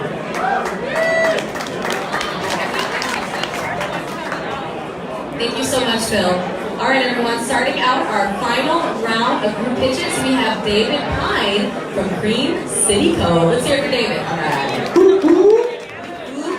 Can you hear me in the back? I'm going to try to project so people hear me. Important message, I am not representing a meetup tonight. Instead, I am representing the developer community for Milwaukee. I'm the primary organizer of a technical conference right here in Potawatomi. Cream City Co. Our keynote speaker is going to be Corey House this year. We are looking for sponsors. Our CFP is open. We are looking to drive attendance. Right here is one of the biggest gatherings in Milwaukee for the developer community in its history. There was over 800 people registered for this event, so thank you for showing up. CreamCityCo.com. Hit me up if you have questions. If you are a meetup organizer and I have not shook your hand tonight, come to me. I have a discount code for our conference for you to give to your attendees. Hit me up. Thank you so much, Dave. All right, up next we have Joe from MKE Search. Let's hear it for Joe, everyone. Hello, everyone. I am Joe from MKE Search. I am the president and co-founder. We are a nonprofit organization dedicating to growing the knowledge of search marketing in Milwaukee. What we do is we bring in national and international speakers to come to town every single month. These are the speakers that you would have to pay $1,500 for, not including hotel and airlines, to go to these massive conferences. All right, we're bringing them in month after month, saving you thousands of dollars for only $125 a year for a membership or $20 for an individual event. These speakers are going to talk about SEO, PPC, content marketing, paid advertising, analytics, Google Tag Manager, all that fun stuff. Very affordable to help you grow your business online, especially with all the new businesses starting up in Milwaukee. And part of our community too is we really want to get students involved because there's a really shortage of truly experienced digital marketers and search marketers in the city, and our goal is to help grow these students, to help them and help you and help your business eventually promote yourself online. So check out mkesearch.org and we hope to see you at one of our future events. Thank you for having us.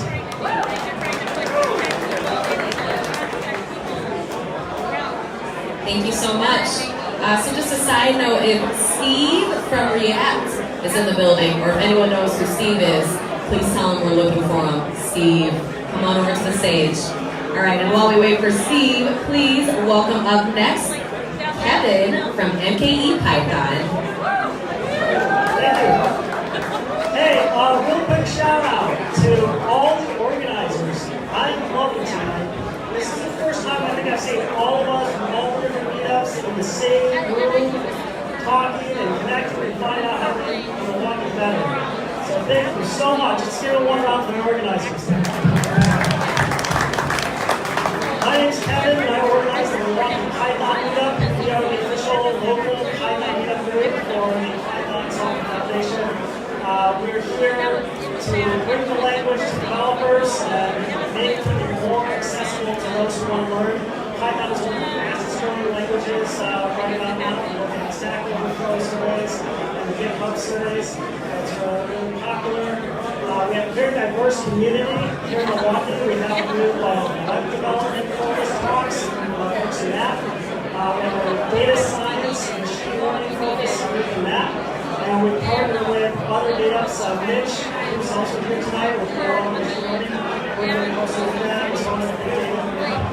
And upcoming in the next year, we'll have a couple more organic meetups.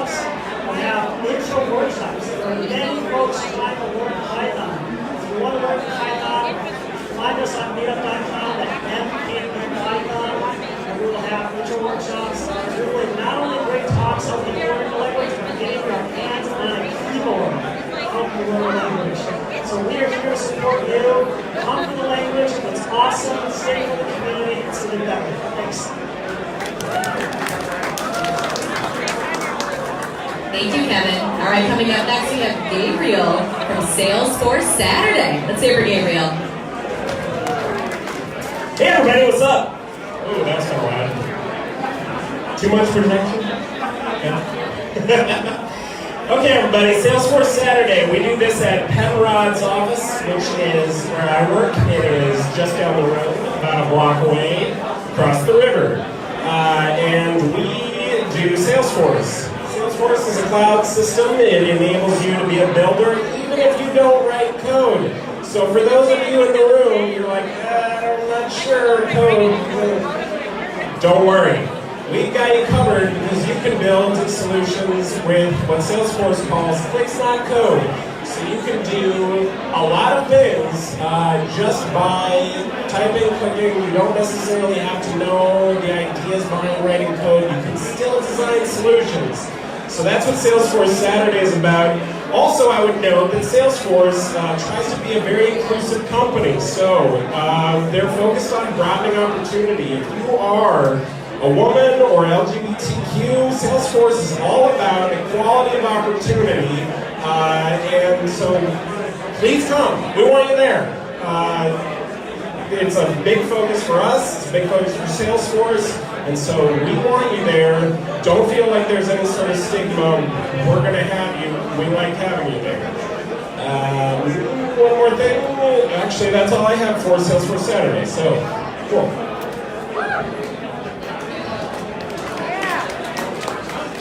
Thank you, Gabriel. All right, everyone, I have good news. We found Steve. So please welcome up next to the stage, Steve from React.js Wisconsin. I didn't know you were looking for me, but I'm happy to be here. So, I know stuff about React.js Wisconsin. React.js Wisconsin is a place where everyone is welcome to learn about technology in Wisconsin, JavaScript, and in particular, React. We believe in A/B testing our events and trying new things to explore the technology as soon as it is released and learn as a community. With this mentality, we will be uniting our React event with Chicago and possibly Pittsburgh to expand our mindshare and reach in the Midwest on June 12th. Please check out our Eventbrite page under Gusty or our Meetup page. Thank you. Thank you, Steve. All right, up next we have George from Web 414. Let's hear for George.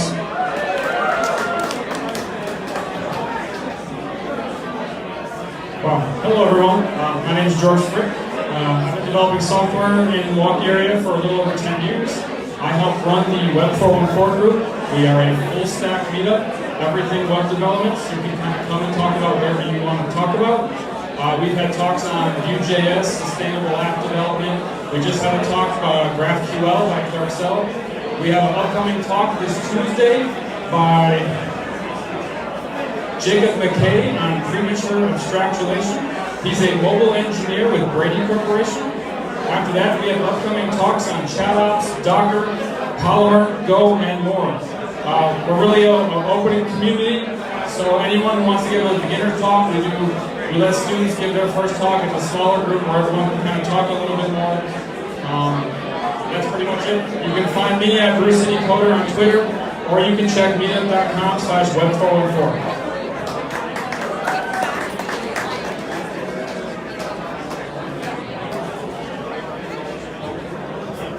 Thank you, George. All right, up next we have Gabriel from Wisconsin Salesforce Developer Group. Let's hear it for Gabriel.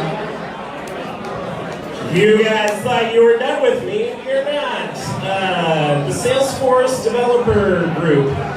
We are, so this one's actually more focused on code. We have monthly meetings, not necessarily determined at a certain time, but you can find us on Meetup.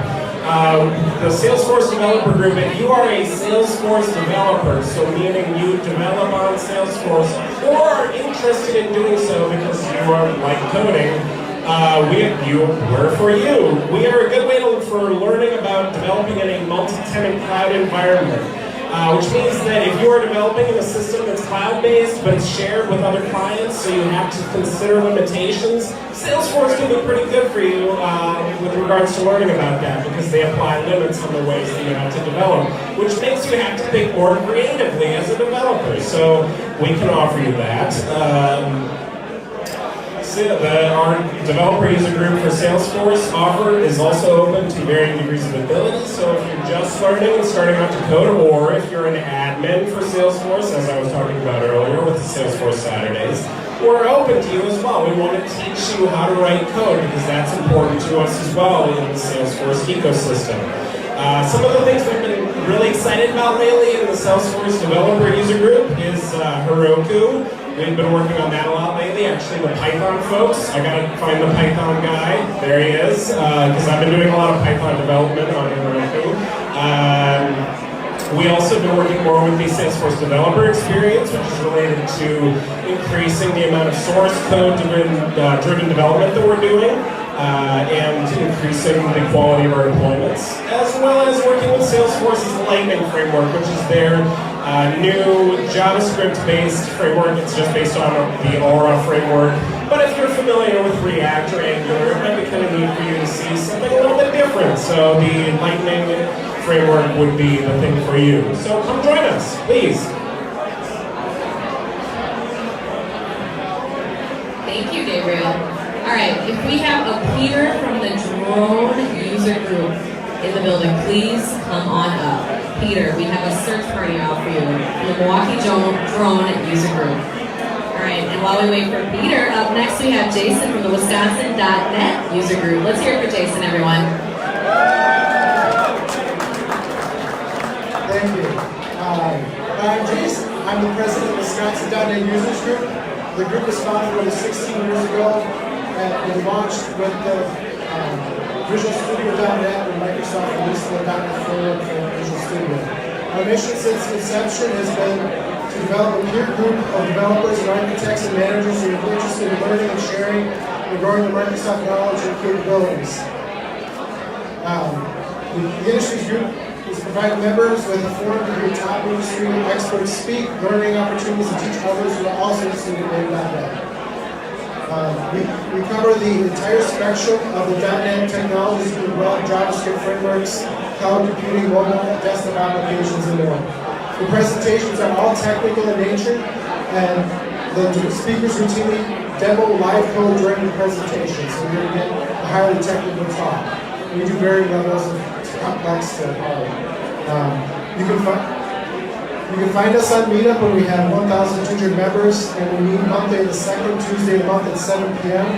Food and drinks are free, and we have an opportunity to network as well. So thank you very much. If you have any questions, find me later. Thank you.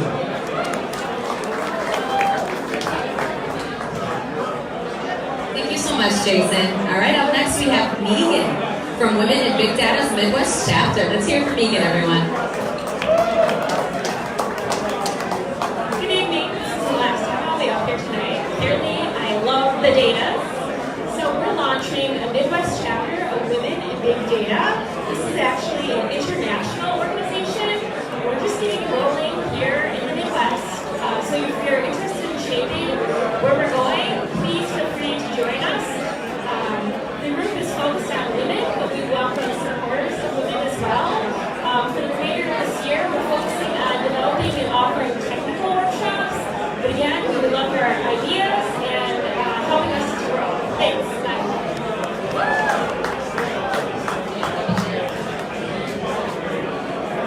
Thank you so much, Megan. Once again, keep dressed, girlfriend. All right, up next we have Romer from the new Milwaukee Blockchain Meetup. Let's hear it for Romer. Mic check one. This is the only way that I hold a mic. Look, I'm going to break it down. We have seen singular waves of technology disrupt business and change the way that we live. The PC, web, mobile, social, and the cloud. And we are about to see disruption at another level with a new set of technologies. IoT, AI, and blockchain is probably the next one. I'm here to represent the Milwaukee Blockchain Meetup. We're just starting. Our first meeting is scheduled for June. Go search us on Google, Milwaukee Blockchain Meetup. Or if you want to learn more tonight, my name is Romer. Buy me a beer. Dilly dilly.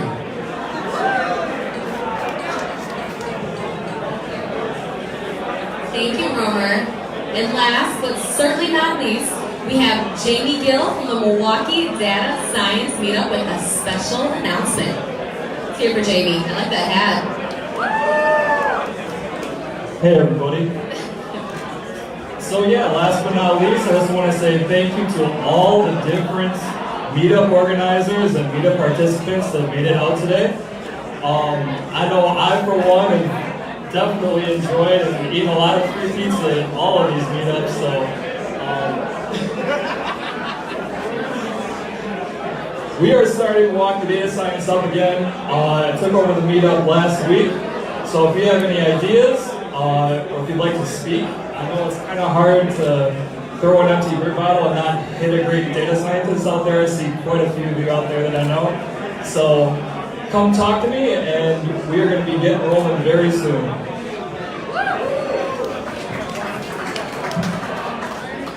Thank you, Jamie.